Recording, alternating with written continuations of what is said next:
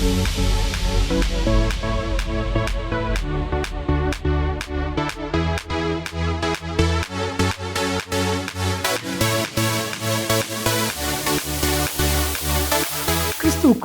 மிகவும் பிரியமானவர்களே, திருமறை தியானம் இந்த நிகழ்ச்சியை நமக்கு வழங்குகிற மதிப்பிற்குரிய டாக்டர் ரெவரண்ட் பால்ராஜ் அதிசயமணி ஐயா மும்பை பட்டணத்தில் மெத்தடிஸ்ட் திருச்சபையினுடைய போதகராய் பணியாற்றி இறைபணியை செய்தவர்கள்.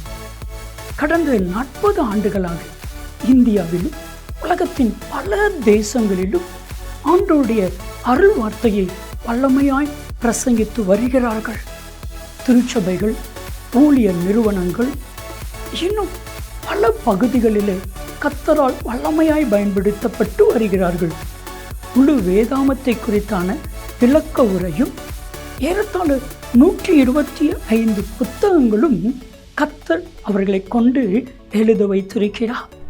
அவர்களுடைய எளிமையான பிரசங்கம், வல்லமை நிறைந்த கர்த்தருடைய வார்த்தை, ஆழமான கருத்துக்கள், வேதாகமத்தினுடைய ஆழமான விளக்க உரைகள் பலாயிரக்கணக்கான லட்சக்கணக்கான மக்களுக்கு மிகவும் பிரோஜனமாக, ரட்சிப்புக்கு ஏதுவாக கர்த்தர் அன்பு ஐயாவை பயன்படுத்தி வருகிறார். இப்பொழுதும் நமது கிராஸ் டிவியில் திருமறை தியானம் என்கிற நிகழ்ச்சியில் கர்த்தர் அவர்களை பயன்படுத்துகிறார். இந்த நிகழ்ச்சியை மற்றவர்களுக்கு சொல்லுங்க, நீங்களும் பாருங்க. கர்த்தர் அன்பு ஐயாவை வல்லமையாக எடுத்து பயன்படுத்துவார். ஆண்டவருடைய பிரசன்னத்திலே மீண்டுமாக உங்களை காணுகையில் அதிக மகிழ்ச்சி அடைகிறேன். இந்நாளில் உங்கள் மத்தியில் வந்து உறவு கொள்ளவும் ஆண்டவருடைய வசனத்தை பகிர்ந்து கொள்ளவும் தருணம் கொடுத்த ஆண்டவரை துதிப்பதோடு எனக்கு வாய்ப்பளித்த உங்களுக்கு என்னுடைய நன்றியை நான் தெரிவித்துக் கொள்கிறேன். ஆவியின் நிறைவு என்ற தலைப்பில் ஒரு செய்தியை கடந்த தடவை நாம் சந்தித்த பொழுது சிந்தித்தோம். இன்றைக்கு அந்த செய்தியின் தொடர்ச்சியாக நாம் இன்னொரு செய்தியை பார்க்க இருக்கிறோம்.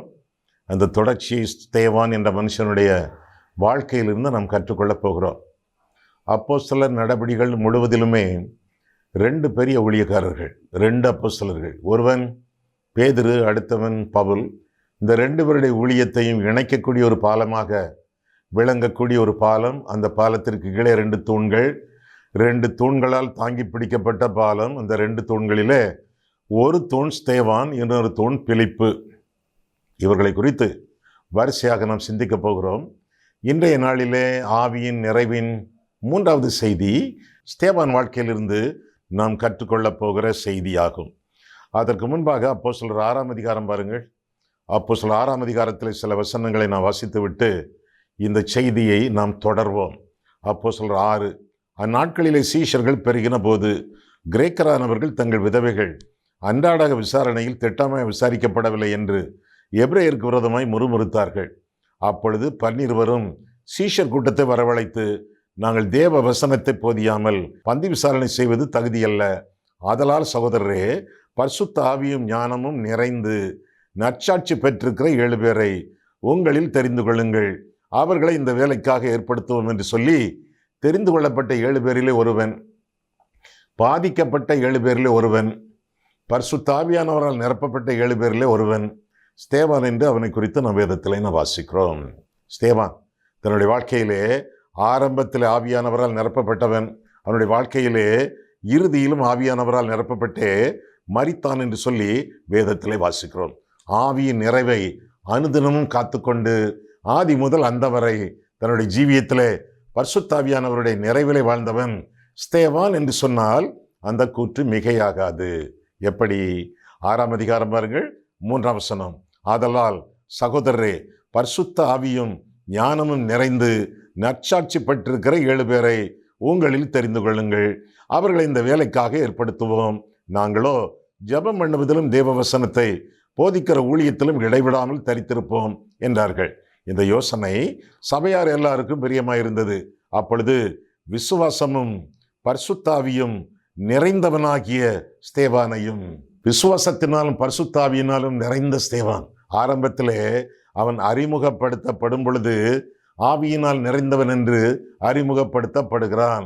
பிறகு கடைசியில் அவனை கல்லெறிந்து கொண்டார்களே, கொல்லப்படக்கூடிய சூழ்நிலையிலே மரிக்கும் தருவாயிலே அவனை குறித்து பார்க்கும் பொழுது அடுத்த அதிகாரம் 7ஆம் அதிகாரம் 55ஆம் வசனத்திலே அவன் பரிசுத்தாவியினாலே நிறைந்தவனாய் வானத்தை அண்ணாந்து பார்த்து தேவனுடைய மகிமையையும் தேவனுடைய வலது பார்சத்தில் இயேசுவானவர் நிற்கிறதையும் கண்டு, அதோ வானங்கள் திறந்திருக்கிறதையும் மனுஷகுமாரன் தேவனுடைய வலது பார்சத்தில் நிற்கிறதையும் காண்கிறேன் என்றான். ஆதி முதல் அந்தவரை ஆவியின் நிறைவு. ஆவியின் நிறைவு என்பது ஒரு நாள் அனுபவம் அல்ல. ஆவியின் நிறைவு என்பது ஒவ்வொரு நாளின் அனுபவம். அன்றொரு நாள் அனுபவம் அல்ல, அன்றாடக அனுபவம், நிமிடந்தோறும் நிகழ வேண்டிய அனுபவம், தொடர்பான அனுபவம். அப்போஸ்தலர் 2:4 நிரப்பப்பட்டார்கள், 4:8 நிரப்பப்பட்டார்கள், 4:31 நிரப்பப்பட்டார்கள், 13:52 நிரப்பப்பட்டார்கள். ஆவியின் நிறைவு என்பது அனுதின அனுபவம் என்று சொல்லி வேதம் நமக்கு கற்றுக் கொடுக்கிறது. The fullness of the Spirit is not a second experience. It is an every second experience. பரிசுத்த ஆவியின் நிறைவு என்பது 2ஆம் அனுபவம் அல்ல, ஒவ்வொரு நிமிடந்தோறும் நிகழ வேண்டிய தொடர்பான, தினந்தோறும் தொடர்பான அனுபவம் என்று சொல்லித்தான் வேதத்தில் நாம் பார்க்கிறோம். இந்த ஆவியின் நிறைவின் அழகை குறித்து சற்று நீளமாக இந்த செய்தியிலே நாம் பார்க்க இருக்கிறோம். ஐயா, ஆவியின் நிறைவு என்றால் என்ன? அப்படிப்பட்ட நிறைவின் வாழ்க்கையிலே அந்த நிறைவு என்னென்ன வாழ்க்கையின் அம்சங்களினூடாக நம்மை நடத்தும், நம்முடைய வாழ்க்கை எப்படி இருக்கும் என்ற கேள்விக்கு ஒரு விடைதான் ஸ்தேவான் என்று சொல்லி அவனை குறித்து நாம் பார்க்கலாம். என்ன? முதலாவதாக ஆவியின் நிறைவு பணிவிடை செய்யும். பணிவிடை செய்யும். எடுபிடி வேலைகளுக்கு எப்பொழுதும் ஆயத்தமாக இருக்கும். மற்றவர்கள் செய்ய கூச்சப்படக்கூடிய வேலைகள், மற்றவர்கள் செய்ய தயங்கக்கூடிய வேலைகள் எல்லாவற்றையும் கர்த்தருடைய மகிமைக்காக, ஆண்டவருடைய மகிழ்ச்சிக்காக, மக்களுடைய பயனுக்காக செய்ய ஆவியின் நிறைவு துணியும் என்று சொல்லி வேதம் நமக்கு கற்றுக் கொடுக்கிறது. எப்படி? இங்கே பாருங்கள், அப்போஸ்தலர் 6:2 அப்பொழுது 12 சீஷர் கூட்டத்தை வரவழைத்து, நாங்கள் தேவ வசனத்தை போதியாமல் பந்தி விசாரணை செய்வது தகுதியல்ல. அதலால் சகோதரரே, பரிசுத்தாவியும் ஞானமும் நிறைந்து நற்சாட்சி பெற்றிருக்கிற 7 பேரை உங்களில் தெரிந்து கொள்ளுங்கள். அவர்களை இந்த ஊழியமல்ல, அவர்களை இந்த வேலைக்காக ஏற்படுத்துவோம் என்று சொல்லி ஸ்தேவானையும் மற்ற 6 பேரையும் தெரிந்து கொண்டதாக வேதத்திலே வாசிக்கிறோம். ஊழியத்திலிருந்து ஒதுக்கி வேலைக்கு அவர்களை நியமித்ததாக, ஸ்தேவானை நியமித்ததாக வேதத்திலே வாசிக்கிறோம். அற்பமான வேலை. இவன் யார்? அற்புத ஊழியக்காரன். எங்கே? 8ஆம் வசனம் பாருங்கள். ஸ்தேவான் விசுவாசத்தினாலும் வல்லமையினாலும் நிறைந்தவனாய் ஜனங்களுக்குள்ளே பெரிய அற்புதங்களையும் அடையாளங்களையும் செய்தான். அற்புத ஊழியன், அடையாளங்கள் செய்ய வேண்டியவன். அப்போ நிறைய மக்களை தன்பால் இழுக்க வல்லமையை பெற்றவன் ஆண்டவரிடத்திலிருந்து. அப்பேற்பட்ட மனுஷன், நான் அற்புத ஊழியக்காரன், நான் அற்பமான வேலை செய்ய மாட்டேன் என்று அடம்பிடிக்கவில்லை. ஏன்? ஆவியின் நிறைவு. ஆவியின் நிறைவு பணிவிடை செய்யும் என்று சொல்லி வேதத்தில் நாம் வாசிக்கிறோம். 1 கொரிந்தியர் 12ஆம் அதிகாரம் 28ஆம் வசனத்தை நாம் பார்க்கும் பொழுது, 1 கொரிந்தியர் 12:28 நாம் வாசிக்கும் பொழுது அங்கே காண்கிறோம், ஊழியங்கள் என்று சொல்லப்பட்டிருக்கிறது. பலவிதமான வரங்களின் பட்டியலை அந்த பகுதியில் நாம் பார்த்துவிட்டு ஊழியங்கள் என்று சொல்லப்பட்டிருக்கிறது. ஆவியானவருடைய வரங்களிலே ஒன்று ஊழியங்கள் என்று சொல்லப்பட்டிருக்கிறது. இன்றைக்கு வரம் என்று சொன்ன உடனே அற்புதங்கள், அடையாளங்கள், தீர்க்க தரிசனம், பாஷை பேசுவது, இப்படித்தானே எண்ணிக்கொண்டிருக்கிறோம். ஊழியங்கள் சரியான மொழிபெயர்ப்பு என்ன? த கிஃப்ட் ஆஃப் ஹெல்ப்ஸ் என்று ஆங்கிலத்தில் பார்க்கிறோம். உதவிகள் என்று அர்த்தம். உதவி செய்கிறது கூட ஒரு ஊழியம். ஆலயமா? அங்கே என்ன ஊழியம்? மைக்கை பிடிக்க வேண்டுமோ? கொயர்ல இருக்க வேண்டுமோ? பிரசங்கம் தான் பண்ண வேண்டுமோ? ஒரு சோலோ பாட்டு பாட வேண்டுமோ? அல்லது பிரசங்கம் பண்ணிவிட்டு அட்லீஸ்ட் ஒரு சாட்சி சொல்ல வேண்டுமோ? இதுதான் ஊழியமோ? ஊழியம்தான். இருப்பினும் அற்பமான வேலைகள். ஆலயத்தை பெருக்குவது, கழுவுவது, மோப் பண்ணுவது, பெஞ்சை துடைப்பது, தாள்களை எல்லாம் பொறுக்குவது, ஆலய காம்பவுண்டை சுத்திகரிப்பது, மற்றவர்களுக்கு தண்ணீர் எடுத்து வைப்பது, அங்குள்ள பாத்திரங்களை கழுவுவது, புக்ஸ் எடுத்து போடுவது, எடுபிடி வேலைகள். இதற்கும் கூட ஆவியானவருடைய நிறைவு அவசியம் என்று சொல்லி வேதம் நமக்கு கற்றுக் கொடுக்கிறது. எல்லா நிலைமையிலும் பரிசுத்த ஆவியானவருடைய பணிவிடைகளை செய்வதற்கு ஆவியின் நிறைவை பெற்றவர்கள் ஆயத்தமாக இருக்கிறார்கள். இங்கே பந்தி விசாரணை செய்வது யாருக்கு? குறிப்பாக முதல் வசனத்தை பாருங்கள். அப்போஸ்தலர் 6:1 அந்நாட்களிலே சீஷர்கள் பெருகின போது கிரேக்கரானவர்கள் தங்கள் விதவைகள் அன்றாட விசாரணையில் திட்டமாய் விசாரிக்கப்படவில்லை என்று எபிரேயருக்கு விரோதமாய் முறுமுறுத்தார்கள். பந்தி விசாரணை, விதவைகள் அவர்களுக்காக பந்தி விசாரணை செய்வது, அவர்களிடத்தில் இருந்து அவர்கள் குரலை கேட்டு அவர்களுடைய குறைகளை எல்லாம் தீர்த்து வைக்கக்கூடிய பந்தி விசாரணை செய்யக்கூடியவர்கள், எடுபிடி வேலைகள் செய்யக்கூடியவர்கள், அவர்களை குளிப்பாட்டுவது, கால் கையை அமுக்கி விடுவது, அவர்களிடத்தில் கதை கேட்பது, அவர்களிடத்தில் வேதத்தை வாசித்து காட்டுவது, அவர்களுக்கு பிரசங்கம் பண்ணுவது, அவர்களுக்கு ஜெபம் பண்ணுவது, இப்படி பல நிலைமைகளிலே பந்தி விசாரணை செய்வது, விதவைகளை பராமரிப்பது, அற்பமான வேலை செய்ய தங்களை அர்ப்பணிக்கிறவர்கள் ஆவியின் நிறைவை பெற்றவர்கள் என்று சொல்லி வேதத்திலே நாம் தெளிவாக வாசிக்கிறோம். இந்த வேலை எனக்கு சரிப்பட்டு வராது என்று ஸ்தேவான் சொல்லவில்லை.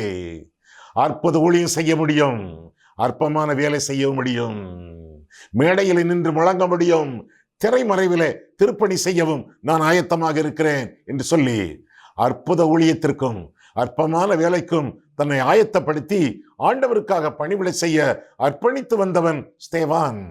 ஆவி நிறைவு பணிவிடை செய்யும் என்று சொல்லி வேதம் நமக்கு கற்றுக் கொடுக்கிறது. இடையிலேயே இந்த வேலையை விட்டு அவன் ஓடவில்லை. நான் அற்புத ஊழியக்காரன், அற்புதமாய் பிரசங்கம் பண்ணக்கூடியவன், இந்த சபையோடு நாம் இணைந்திருக்க முடியாது, ஆதி திருச்சபை நமக்கு வேண்டாம், நாமெல்லாம் கிரேக்கர்கள், கிரேக்க சபை ஒன்று ஆரம்பிப்போம், உங்களுடைய ஊழியக்காரனாக நான் இருப்பேன், வாருங்கள் போவோம் என்று அடுத்தவர்களை தூண்டிவிடவில்லை. அல்லது அடுத்தவர்களே இவனை தூண்டிவிடவும் இல்லை, தூண்டப்படவும் இல்லை.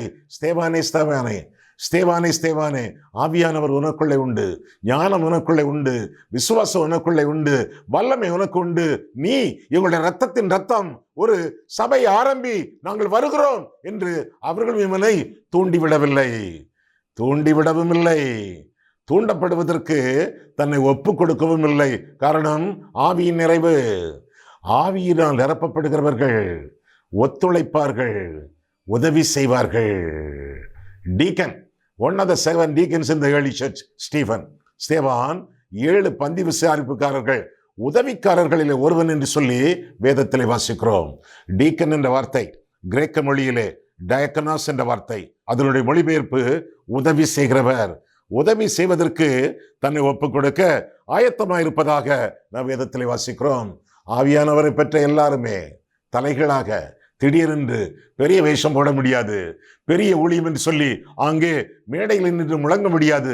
ஒத்துழைப்பதற்கும் உதவி செய்வதற்கும் ஐக்கியம் கொண்டாடுவதற்கும் மற்றவர்களுக்கு ஆசீர்வாதமாக திகழ்வதற்கும் ஆவியின் நிறைவு அவசியம். நம்முடைய கர்த்தராகிய இயேசு கிறிஸ்துவின் கிருபையும் பிதாவாகிய தேவனுடைய அன்பும் பரிசுத்த ஆவியின் ஐக்கியமும். ஆவியானவர் சண்டையின் காரணர் அல்ல, அவர் சமாதானத்தின் காரணர், ஐக்கியத்தின் காரணர். தாவீதின் கூட்டத்திலே 400 பேர், பெற்ற நாட்களிலே 600 பேராக அவர்கள் மாறிவிட்டார்கள். தாவீதிலே ஆவியானவர் தங்கி இருந்தார், மற்றவர்களிடத்திலே ஆவியானவர் இல்லை.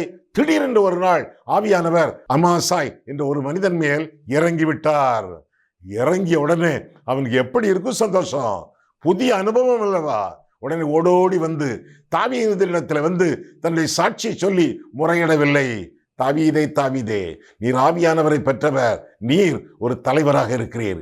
இன்றைக்கு நானும் ஆவியானவரை பெற்றுவிட்டேன், நானும் ஒரு தண்டுக்கு தலைவனாக வேண்டும், ஒரு கூட்டத்துக்கு தலைவனாக வேண்டும், என்னை ஆசீர்வதித்து அனுப்பும், நானும் ஒரு சபையை ஆரம்பிக்கிறேன் என்று சொல்லி முழங்கவில்லை, முறையிடவில்லை. என்ன சொல்கிறான் அமாசாய்? அவனை கேட்போமா? 1 நாளாகமம் பாருங்கள், 1 நாளாகமம் 12ஆம் அதிகாரம் 18ஆம் வசனம். 1 நாளாகமம் 12:18.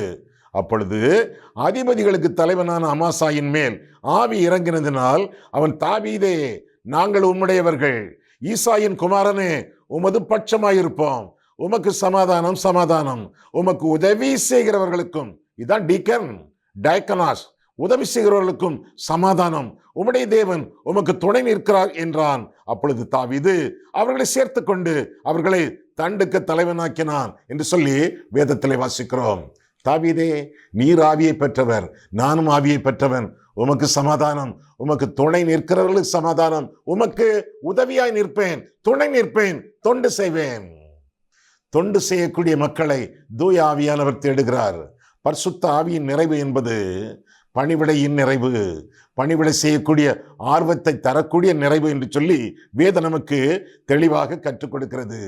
ஆவியின் நிறைவை பெற்ற ஸ்தேவான் ஒத்துழைத்தான், உதவி செய்தான் என்று சொல்லி அவனை குறித்து நாம் வேதத்தில் வாசிக்கிறோம். இரண்டாவதாக ஆவியின் நிறைவு, முதலாவதாக பணிவிடை செய்கிறது, இரண்டாவதாக பேசுகிறது. என்ன பேச்சு! காரசாரமான பேச்சு, தைரியமான பேச்சு, தெளிவான பேச்சு, தீர்க்கமான பேச்சு, உள்ளதை உள்ளதென்று சொல்லக்கூடிய பேச்சு, ஒருவருக்கும் பயப்படாத பேச்சு. ஆவியின் நிறைவு, பரிசுத்தாவி உங்களிடத்தில் வரும் பொழுது நீங்கள் பலனடைந்து எருசலேம், யூதேயா, சமாரியா எல்லா இடங்களிலும் சாட்சிகளாய் இருப்பீர்கள் என்று சொல்லி ஆவியானவர் கொடுக்கப்பட்டாரே, அந்த ஆவியின் நிறைவோடு பலனோடு பேசக்கூடிய பேச்சு. எப்படி? 9ஆம் வசனம் முதல் பாருங்கள். அப்போஸ்தலர் 6:9 முதல். ஒரு கூட்ட மக்கள் ஸ்தேவானை எதிர்த்து நிற்கிறார்கள். அவனை விட படிப்பறிவிலும் பட்டறிவிலும் சிறந்தவர்கள். பட்டறிவுனா என்ன அர்த்தம்? அனுபவம்னு அர்த்தம். அனுபவத்தினாலே கிடைக்கப்பெறும் அறிவு. படிப்பறிவிலும் பட்டறிவிலும் சிறந்தவர்கள் யார் அவர்கள்? அப்போஸ்தலர் 6:9. அப்பொழுது லிபர்த்தீனர் என்னப்பட்டவர்களின் ஆலயத்தை சேர்ந்தவர்களிலும் சிரேனே பட்டணத்தாரிலும் அலெக்சாந்திரிய பட்டணத்தாரிலும் சிலிசியா நாட்டாரிலும் ஆசியா தேசத்தாரிலும் சிலர் எழும்பி ஸ்தேவானுடனே தர்க்கம் பண்ணினார்கள். அவன் பேசின ஞானத்தையும் ஆவியையும் எதிர்த்து நிற்க அவர்களால் கூடாமற் போயிற்று. 11. அப்பொழுது அவர்கள் மோசேக்கும் தேவனுக்கும் விரோதமாக இவன் தூஷண வார்த்தைகளை பேச கேட்டோம் என்று சொல்லும்படியாக மனுஷரை ஏற்படுத்தி, யாரவங்க? பொய் சாட்சிக்காரர்கள், ஜனங்களையும் மூப்பரையும் வேதபாரகரையும் எழுப்பி விட்டு, அப்படின்னா தூண்டிவிட்டு, அவனில் பாய்ந்து அவனை பிடித்து ஆலோசனை சங்கத்தாருக்கு முன்பாக இழுத்து கொண்டு போய், இயேசுவை இழுத்து கொண்டு போனாங்களே அதே மாதிரி இழுத்து கொண்டு போய் பொய் சாட்சிகளையும் நிறுத்தினார்கள். இவர்கள், இந்த மனுஷன் இந்த பரிசுத்த ஸ்தலத்துக்கும் வேத பிரமாணத்துக்கும் விரோதமாக தூஷண வார்த்தைகளை ஓயாமல் பேசுகிறான். எப்படி என்றால், நசரேயனாகிய அந்த இயேசு இந்த ஸ்தலத்தை அழித்து போட்டு மோசே நமக்கு கொடுத்த முறைமைகளை மாற்றுவான் என்று இவன் சொல்ல கேட்டோம் என்றார்கள். பொய். ஆலோசனை சங்கத்தில் உட்கார்ந்திருந்த அனைவரும் அவன் மேல் கண்ணோக்கமாயிருந்து அவன் முகம் பயந்து நடுங்கி, ஆகா, அவன் முகம் தேவதூதன் முகம் போல் இருக்க கண்டார்கள் என்று சொல்லி வேதத்திலே வாசிக்கிறோம். நிறைவு, ஆவியின் நிறைவு பேசுகிறது என்று சொல்லி வேதத்திலே நான் வாசிக்கிறோம். என்ன பேசினான்? 7ஆம் அதிகாரத்தில் தொடர்ந்துதான் நாம் பார்க்க போகிறோமே. வேதத்தை கரைத்து குடித்திருக்கிறான். அவன் உடம்பு முழுவதும், அவனுடைய உள்ளம் முழுவதும் வேதம். He was so saturated with the word of God. வேதத்தினால் நிறைந்த மனுஷன் வேதத்தை அப்படியே கொந்தளிப்போடு, இருதயத்தின் வாஞ்சியோடு, மன நிறைவோடு, ஆவியின் நிறைவோடு அவன் சொல்லுவதாக வேதத்திலே வாசிக்கிறோம். ஒரு வசனம் எனக்கு நினைவுக்கு வருகிறது. 119ஆம் சங்கீதம் 11ஆம் வசனத்தை பார்க்கும் பொழுது, உமக்கு விரோதமாய் நான் பாவம் செய்யாதபடிக்கு உம்முடைய வாக்கை என் இருதயத்திலே வைத்து வைத்தேன் என்று சங்கீதக்காரன் சொல்லுகிறானே. உம்முடைய வாக்கை என் இருதயத்திலே வைத்து வைத்தேன். வைத்து வைத்தேன்னு என்ன அர்த்தம்? குவித்து வைத்தேன்னு அர்த்தம். என் இருதயம் ஒரு ஸ்டோர் ரூம். அந்த ஸ்டோர் ரூம்ல ஏராளமான வசனங்களை படித்து மனப்பாடம் பண்ணி குவித்து வைத்திருக்கிறேன். I have stored your word in my heart that I may not commit sin against you. உமக்கு விரோதமாய் நான் பாவம் செய்யாதபடிக்கு உம்முடைய வசனங்களை எல்லாம் மனப்பாடம் பண்ணி என் இருதயத்திலே குவித்து வைத்திருக்கிறேன் என்று சங்கீதக்காரன் சொல்லுகிறானே. அந்த வசனத்திற்கு ஒரு இலக்கணம், ஒரு எடுத்துக்காட்டு ஸ்தேவான் என்று சொல்லி அவனை குறித்து நான் வேதத்திலே வாசிக்கிறோம். அந்த எடுத்துக்காட்டு இன்றைக்கு பேசுகிறான். ஆவியின் நிறைவு பேசுகிறது. யாரிடத்திலே? சில மனிதர்கள். முதலாவதாக லிபர்த்தீனர் என்று சொல்லி வேதத்திலே வாசிக்கிறோம். ஆங்கிலத்திலே லிபர்டைன்ஸ். யார் இவங்க? யூத கைதிகள். பாம்பி என்ற மன்னனாலே சிறைபிடித்து செல்லப்பட்டவர்கள். கிமு 63வது ஆண்டிலே சிறைபிடித்து ரோமாபுரிக்கு எடுத்துச் செல்லப்பட்டவர்கள். சமீபத்திலே அவர்கள் விடுதலையாக்கப்பட்டார்கள்.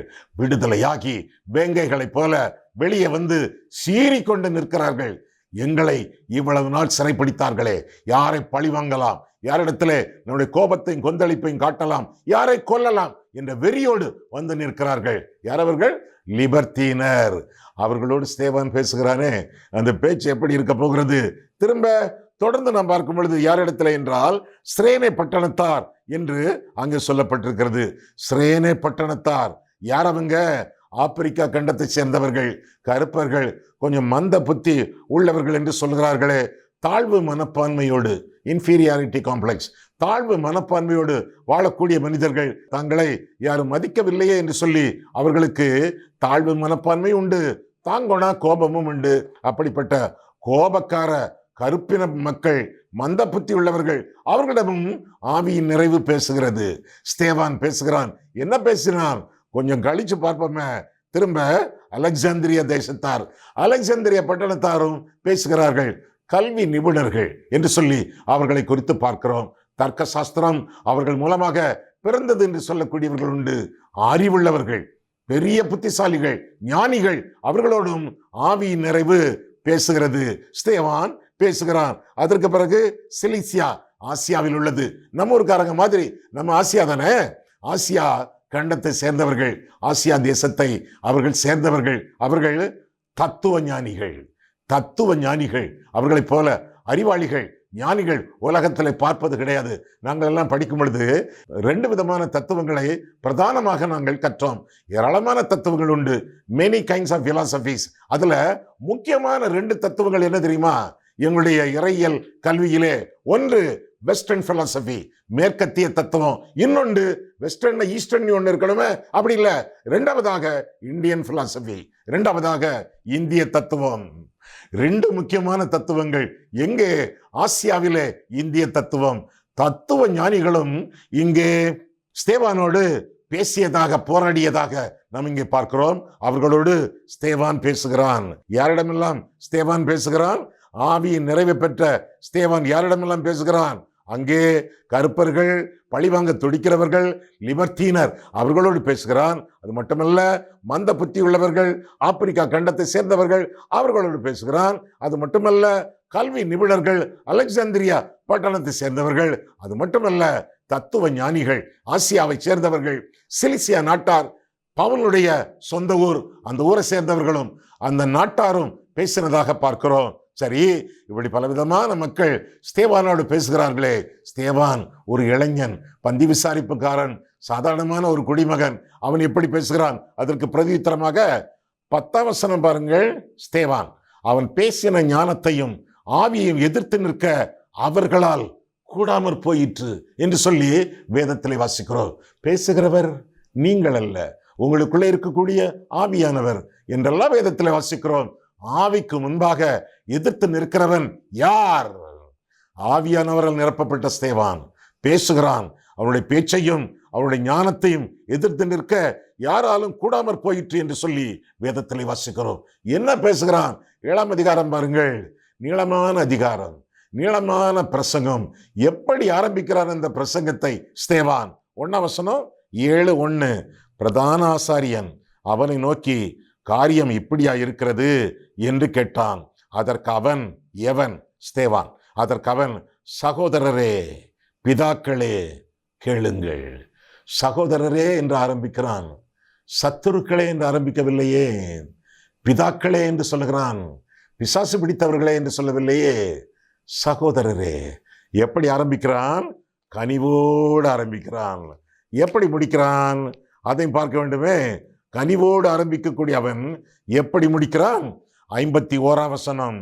வணங்கா கழுத்துள்ளவர்களே, இருதயத்திலும் செவிகளிலும் விருத்த சேதனம் பெறாதவர்களே, உங்கள் பிதாக்களைப் போல நீங்களும் பரிசுத்தாவிக்கு எப்பொழுதும் எதிர்த்து நிற்கிறீர்கள் என்று சொல்லி அந்த பிரசங்கத்தை முடிக்க போகிறான். கனிவோடு ஆரம்பிக்கிறான், கண்டனத்தோடு முடிக்கிறான் என்று சொல்லி அவனை குறித்து பார்க்கிறோம். வல்லமையான ஒரு போதகன் ஸ்தேவான். வரவேற்பை எதிர்பார்த்து போதிக்கக்கூடிய போதகன் அல்ல. தன் தலைவரை அவன் மகிமைப்படுத்தினதினாலே தன் தலையை அவன் பொருட்படுத்தவில்லை. அவனுடைய வாழ்க்கையின் லட்சியமே தேவனுடைய மகிமை, ஆண்டவருடைய மகிழ்ச்சி. இதற்காக வாழ்ந்த ஒரு மனுஷன், வல்லமையான போதகன். வரவேற்பை எதிர்பார்த்து போதிக்கக்கூடிய போதகன் அல்ல. எனவே கனிவோடு ஆரம்பித்து கண்டனத்தோடு முடிப்பதாக அவனை குறித்து வேதம் நமக்கு கற்றுக் கொடுக்கிறது. ஆக ஆவியின் நிறைவு என்பது பேசுகிறது என்று சொல்லி வேதத்தில் என்ன பார்க்கிறோம்? முதலாவது என்ன பேசினான் என்பதை அடுத்த தடவை நாம் சந்திக்கும் பொழுது நாம் சிந்திக்கலாம். முதலாவதாக ஆவியின் நிறைவு பணிவிடை செய்கிறது. இரண்டாவதாக ஆவியின் நிறைவு பேசுகிறது. மூன்றாவதாக ஆவியின் நிறைவு பிரகாசிக்கிறது. பிரகாசிக்கிறது. 4-5 பேர் கூடி பேசின உடனே அப்படி அமுங்கி கொண்டானோ, தலை கவிழ்ந்து கொண்டானோ, வெட்கப்பட்டானோ, கிடுகிடு என்று நடுங்கினானோ, என்னை விட்டுருங்க, நான் ஓடிடுறேன், இனிமேல் தப்பு பண்ண மாட்டேன், இந்த ஒரு தடவை மன்னிங்க என்று சொல்லவில்லையே. அவனுடைய முகம் பிரகாசித்தது என்று சொல்லி வேதத்திலே வாசிக்கிறோமே. 6ஆம் அதிகாரம் கடைசி வசனம், ஆலோசனை சங்கத்தில், அது என்னது? கோர்ட். ஆலோசனை சங்கம், கோர்ட், யூத நீதிமன்றம். இன்னொன்னு ரோம நீதிமன்றம். யூத நீதிமன்றம் அங்க அன்னா, காய்பா போன்றவர்கள் நீதிபதிகள். ரோம நீதிமன்றம் அங்க ரோமர்கள், ஏரோது, பிலாத்து போன்றவர்கள். அந்த நீதிமன்றத்திலே அவர்கள் தலைவர்கள். 2 நீதிமன்றங்கள். இந்த 2க்கும் யூதர்கள் கணக்கு ஒப்புவிக்க கடமைப்பட்டவர்கள். ஏனென்றால் அந்நாட்களிலே யூதர்கள் ரோம அரசாங்கத்தின் ஆட்சியிலே இருந்தார்கள். யூத நீதிமன்றம் அது ஆலோசனை சங்கம். ரோம நீதிமன்றம் பெற்ற நாட்களிலே அதை குறித்து நாம் பார்க்கலாம். ஆண்டவராய் இயேசு கிறிஸ்து 2 நீதிமன்றங்களிலும் நியாயம் விசாரிக்கப்பட்டார். எங்கெல்லாம்? அன்னா, காய்பா யூத நீதிமன்றம், ஏரோது, பிலாத்து ரோம நீதிமன்றம். 2லும் நியாயம் விசாரிக்கப்பட்டதாக வேதத்திலே நாம் வாசித்திருக்கிறோம். சரி, இங்கே பிரகாசிக்கிறது என்று சொல்லி நாம் பார்க்கிறோம். மூன்றாவதாக ஆவியின் நிறைவு பிரகாசிக்கிறது. அப்போஸ்தலர் 6:15 ஆலோசனை சங்கத்தில் உட்கார்ந்திருந்த அனைவரும் அவன் மேல் கண்ணோக்கமாய் இருந்து அவன் முகம் தேவதூதன் முகம் போல் இருக்க கண்டார்கள் அப்படின்னு வாசிக்கிறோம். ஆலோசனை சங்கத்துல யார் இருக்காங்க? நண்பர்களா? இல்லையே. விசுவாசிகளா? இல்லையே. தேவஜனமா? இல்லையே. யார் அவங்க? விரோதிகள். விரோதிகள். அவங்க பார்க்காங்க, இந்த மனுஷனுடைய முகம், ஸ்தேவானுடைய முகம் அழுது வடியவில்லை, பயப்படவில்லை, இருளாக மாறவில்லை, கண்கலங்கவில்லை, மயங்கவில்லை. தேவதூதன் முகம் போல் இருக்க, பிரகாசித்திருக்க கண்டார்கள் என்று சொல்லி வேதத்திலே வாசிக்கிறோம். அன்றைக்கே மோசே தேவ சமூகத்திலிருந்து திரும்பி வந்த பொழுது அவன் முகம் பிரகாசித்ததே, மற்றவர்கள் பார்க்க முடியவில்லையே, முக்காடு போட்டுக்கொண்டானே. அதுபோல ஏறக்குறை அதே போல ஸ்தேவானுடைய முகம் பிரகாசித்திருந்தது என்று சொல்லி வேதத்திலே நாம் பார்க்கிறோம். பிரகாசிக்கக்கூடிய முகம் அவனுடைய முகமாக இருந்தது என்று சொல்லி வேதம் நமக்கு கற்றுக் கொடுக்கிறது. என்ன குற்றச்சாட்டு அவன் பேரிலே?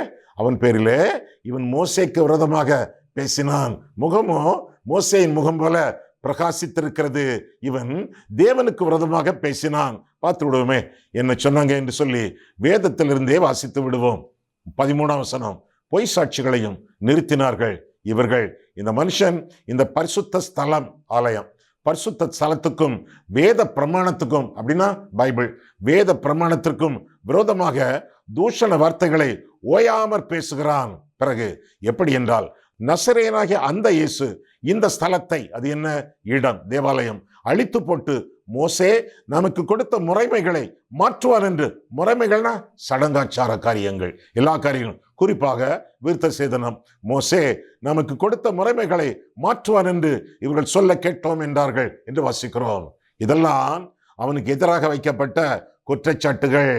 1, மோசேக்கு எதிராக பேசினான். 2, தேவனுக்கு எதிராக பேசினான். 3, ஆலயத்திற்கு எதிராக பேசினான். 4, சடங்காச்சாரங்களுக்கு எதிராக பேசினான் என்று சொல்லி 4 விதமான குற்றச்சாட்டுகளை அவனுக்கு எதிராக வைத்தார்கள் என்று சொல்லி வேதம் நமக்கு கற்றுக் கொடுக்கிறது. ஆனால் என்ன நடந்தது? அவன் பேசின ஞானத்தையும் ஆவியையும் எதிர்த்து நிற்க அவர்களால் கூடாமற் போயிற்று என்று சொல்லி 10ஆம் வசனத்திலே பார்க்கிறோம். பயமே இல்லை. பரிசுத்த ஆவியானவரால் நிரப்பப்பட்ட இருதயத்திலே, முகத்திலே பயமே இல்லை என்று சொல்லி வேதம் நமக்கு கற்றுக் கொடுக்கிறது. ஞானம் அவனுடைய வாழ்க்கையிலே பொங்கி வழிந்தது. ஏனென்றால் ஆவியானவர் ஞானத்தின் ஆவியானவர், ஆவியானவர் பரிசுத்த வேதத்தின் ஆவியானவர். ஞானமும் வேதமும் அவனுக்குள்ளே நிறைந்திருந்ததினாலே அவனை ஒன்றுமே செய்ய முடியவில்லை என்று சொல்லி வேதத்திலே வாசிக்கிறோம். ஐயா, நான் ஞானத்திலே குறைவுள்ளவன் ஐயா, ஐயா நான் ஞானத்திலே குறைவுள்ளவள் ஐயா, என்னுடைய வாழ்க்கையிலே நான் ஞானத்திலே நிறைந்து ஞானம் உள்ளவனாக, ஞானம் உள்ளவளாக வாழ்வது எப்படி ஐயா? ஐயா, I am a nice person but not a wise person. என்னுடைய வாழ்க்கையிலே ஞானத்தோடு நான் திகழ்வது எப்படி ஐயா? வேதம் என்ன சொல்லுகிறது? 3 முக்கியமான காரியங்களை நீங்கள் கற்றுக்கொள்ள வேண்டும். 1, son of God. 2, word of God. 3, fear of God. இந்த 3 காரியங்களும் உங்களுக்கு ஞானத்தை கொண்டு வரும். முதலாவதாக சன் ஆஃப் காட், தேவகுமாரன், அவர் உங்களுக்கு ஞானத்தை கொடுப்பார் என்று சொல்லி வேதத்தில் வாசிக்கிறோம். 1 கொரிந்தியர் 1:36 அவரே நமக்கு தேவனுடைய ஞானம் என்று சொல்லப்பட்டிருக்கிறது. இயேசுவானவரை இரட்சகராக இருதயத்தில் ஏற்றுக்கொள்ளும் பொழுது ஞானம் உங்களுடைய இருதயத்திலே தங்கும், உங்கள் வாழ்க்கை முழுவதும் பொங்கும். எனவே ஆண்டவராகிய இயேசு கிறிஸ்துவை உங்கள் இருதயத்திலே சொந்த இரட்சகராக ஏற்றுக்கொள்ளுங்கள். இரண்டாவதாக வேர்ட் ஆஃப் காட், ஆண்டவருடைய வசனம், திருவசனம். முதலாவதாக திருக்குமாரன், இரண்டாவதாக திருவசனம். வேதம் முழுவதும் தேவனுடைய ஞானம். ஞானத்தால் நிறைய வேண்டுமா? வேதம்.